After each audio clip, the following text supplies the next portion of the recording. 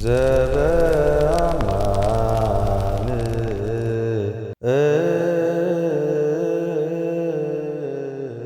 በስመ አብ ወወልድ ወመንፈስ ቅዱስ አሐዱ አምላክ አሜን። የእግዚአብሔር ቤተሰቦች እንደምን አላችሁ? እግዚአብሔር ይመስገን በጣም ደህና ነኝ። እንግዲህ በክፍል 1 እንደተመለከታችሁት የመጀመሪያ የቀለም ስራ አሳይቻችሁ ነበረ። ስላቀረባችሁልኝ አስተያየት በውስጥ መስመር በተለይ ስላቀረባችሁልኝ አስተያየት ማበረታቻ አመሰግናለሁ።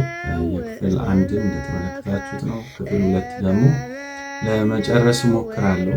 ግን የማያልቅ አይነት ከሆነ ደግሞ ወደ ክፍል 3 ይሸጋገራል ማለት ነው። በባለፈው መርሃ ግብራችን እስከዚህ ድረስ ቆይተናል። ከዚህ በመቀጠል ፀጉሩን ነው የምንሰራው። ፀጉሩን ስንሰራ መስመር የተሰመረበት ላይ ቀይ እናደርግበታለን። ወበኩሉ ሰዓት በኃይለ መስቀልከ ርድአነ በጸመስቀልከ ቤዝወነ በእንተ አብረ ክፍት ቦታዎቹ ላይ ደግሞ ቢጫ ቀለም እንቀባበታለን ማለት ነው። ቢጫ ቀለሙን ስንቀባ የቀለሙ ከለር ወደ ሮዝ ሳይሆን ወደ ብርቱካናማ ይሄዳል። ከዛ እዛ ላይ መስመር ያደረግንባቸው ላይ ጥቁር እንደርብበታለን። ጥቁሩን ስንደርብ ቤንድ ማድረግ ያስፈልጋል፣ ማዋሃድ ማለት ነው። ስናዋሃድ እንደዚህ አይነት ከለር ይሰጠናል ማለት ነው።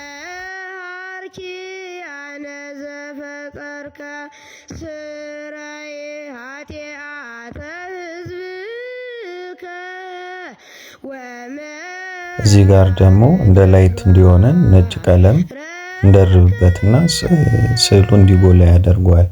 ከዛ በመቀጠል የምናደርገው ምንድነው?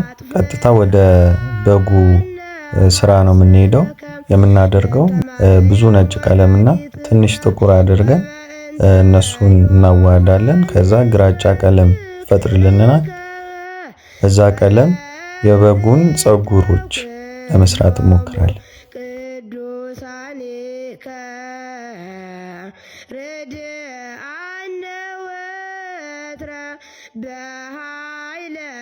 እዚህ ጋር ደግሞ ብርሃንና ጥላ መስራት ያስፈልጋል። ጥላ ያለበት ቦታ ላይ ማጥቆር፣ ብርሃን ያለበት ቦታ ላይ ማንጣት ማለት ነው። ስለዚህ እንለያቸዋለን። ብርሃን ያለበት የቱ ጋር ነው፣ ጥላ ያለበት የቱ ጋር ነው እና ብርሃን ያለበት ላይ ነጭ እናበዛለን። ጥላ ያለበት ላይ ደግሞ ጠቆር ያለውን ግራጫ ለመጠቀም እንሞክራለን።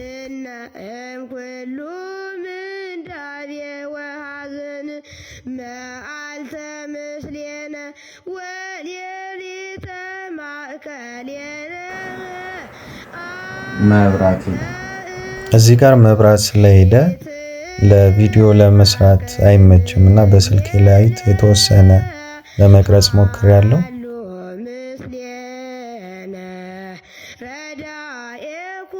በሚገባ ብርሃንና ጥላውን ከለየም በኋላ ጥቁር ቀለም በመጠቀም የበጉን ቅርጽ እናወጣለታለን ማለት ነው። በምትመለከቱት መንገድ ቅርጽ እናስይዘዋለን።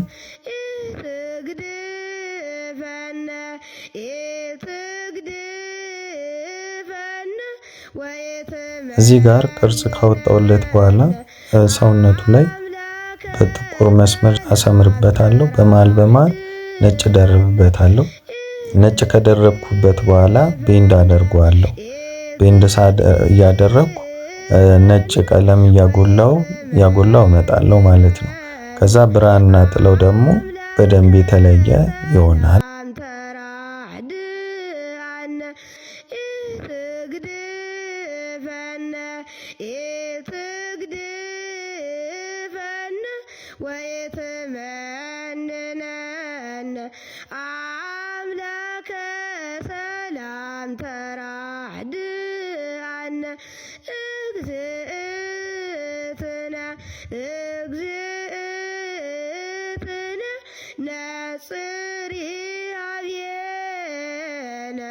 ሰላም ወልድኪ ያሉ ምስሌነ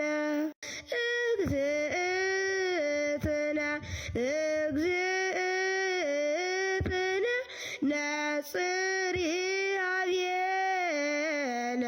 ሰላም ወልድኪ ያሉ ምስሌነ። እንግዲህ ለዛሬ የሰራ ነው ይሄ ነው። ምክንያቱም በመሃል መብራት ጠፋና በቪዲዮ ለመቅረጽ አይመችም። ለዛሬ ግን ይህን ይመስላል። ስለነበረን ጊዜ ሁሉ አምላካችን እግዚአብሔር ስም የተመሰገነና የከበረ ይሁን። ቸር ቆዩልኝ።